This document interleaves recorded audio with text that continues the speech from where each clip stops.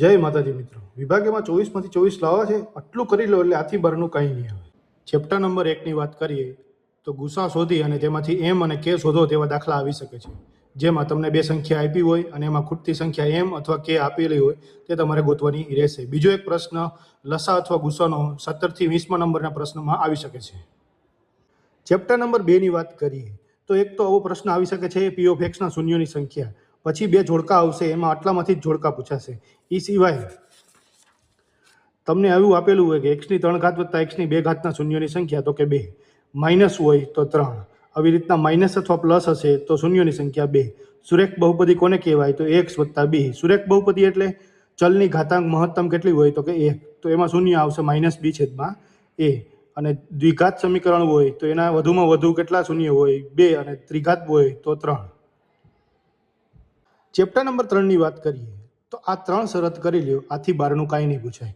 બેઠી શરત પૂછાયું જરૂરી નથી. આદેશ અથવા લોપની રીતે તમને દાખલો ગણવાનું કહી શકે છે, અથવા તમારા શરતને આધારે કહેવાનું રહેશે છે સુસંગત છે કે નથી, સમપાતી રેખા છે, સમાંતર છે કે છેદતી રેખા છે. હવે ચેપ્ટર નંબર 4ની વાત કરીએ તો એક વિવેચકવાળો દાખલો તો હશે જ. આ તેનું દ્વિઘાત સમીકરણનું પ્રમાણિત સ્વરૂપ છે. દ્વિઘાત સૂત્ર કોણે આપ્યું? તો કે શ્રીધરાચાર્યએ.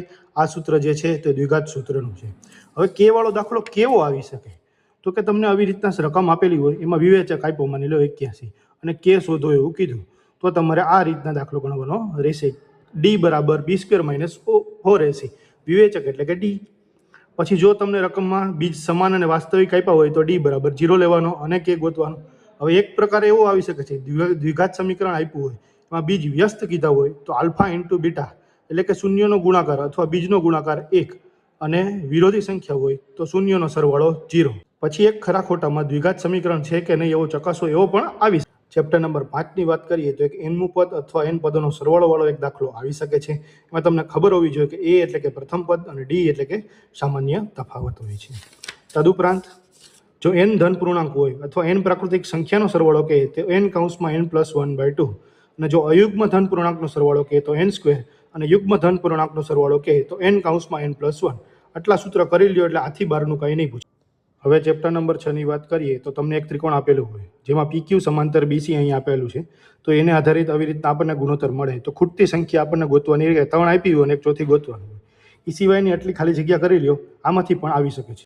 હવે વાત કરીએ ચેપ્ટર નંબર 7. ઉગમ બિંદુથી અંતર કીધું હોય તો આ સૂત્ર, બે બિંદુ વચ્ચેનું અંતર આપેલું હોય અને એક ખૂટતો યામ ગોતવાનો હોય તો આ સૂત્ર, અને ખાલી બે બિંદુ વચ્ચેનું અંતર ગોતવાનું કીધું હોય તો આ સૂત્ર. એક્સ અક્ષથી લંબ અંતર પૂછે તો વાય ધન રૂપે જવાબ, અને વાય અક્ષથી પૂછે તો એક્સયામ. અહીંયા એનું ઉદાહરણ આપ્યું છે કે 3 અને -4 છે, તો વાય અક્ષથી લંબ અંતર કીધું તો એક્સયામ કેટલો છે? +3, તો જવાબ +3 આવશે. એક્સ અક્ષથી લંબ અંતર કીધું છે તો -4 છે, પણ અંતર હંમેશા પ્લસ હોય એટલા માટે આ પ્લસ છે. હવે ચેપ્ટર નંબર 8ની વાત કરીએ તો 2 માર્કના કન્ફર્મ જોડકા પૂછાશે.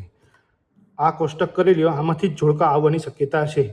તદુપરાંત આટલા સૂત્ર કરી લ્યો. જો સાબિતીના દાખલા વિભાગ બી કે એમાં પૂછાય તો તમને જે થીટા આપ્યા હોય એને ટેન કે કોટવાળા હોય તો સાઇન કોસમાં ફેરવી નાખવાનો એટલે તમારો જવાબ આવી જશે. ચેપ્ટર નંબર 10ની વાત કરીએ તો આટલી ખાલી જગ્યા કરી લ્યો, આમાંથી આવી શકે છે.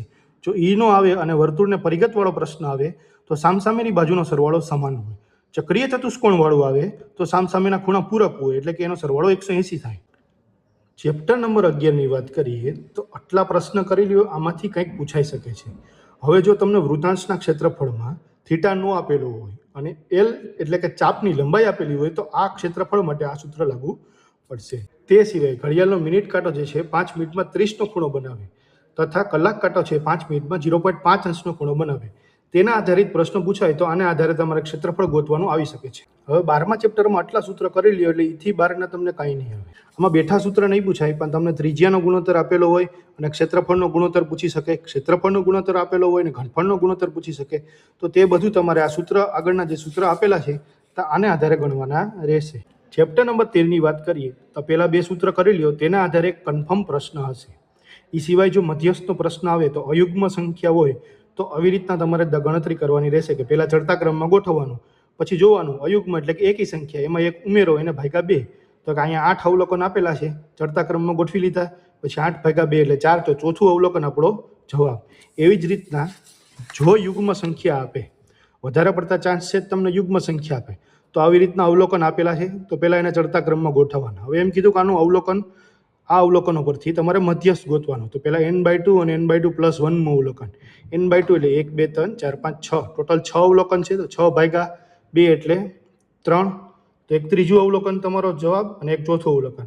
એ બેનો સરવાળો ભાગ્યા 2 એટલે કે એ બેની સરેરાશ કાઢો એટલે તમને શું મળી જાય? મધ્યસ્થ મળી જાય. ક્યારે? સંખ્યા યુગ્મ હોય ત્યારે. યુગ્મ એટલે બેકી સંખ્યા. તો તમને બેકી સંખ્યામાં અવલોકન આપેલા હોય ત્યારે તમારે મધ્યસ્થ ગોતવાનો હોય તો આવી રીતના ગણવાનો રહેશે. એ સિવાય જો n પ્રાકૃતિક સંખ્યાનો સરવાળો તમને પૂછે તો એનો મધ્યક આવશે n + 1/2. સંભાવનામાં તમારે કાંઈ કેવું પડવું જ ન જોઈએ. આટલું કરી લો એટલે આથી બહારનું કાંઈ ન આવે. તો ભાઈ આટલું કરી લો એટલે 24 માંથી 24, અને આમાંથી ન પૂછાય તો તમારા નસીબ. ઓકે, જય માતાજી.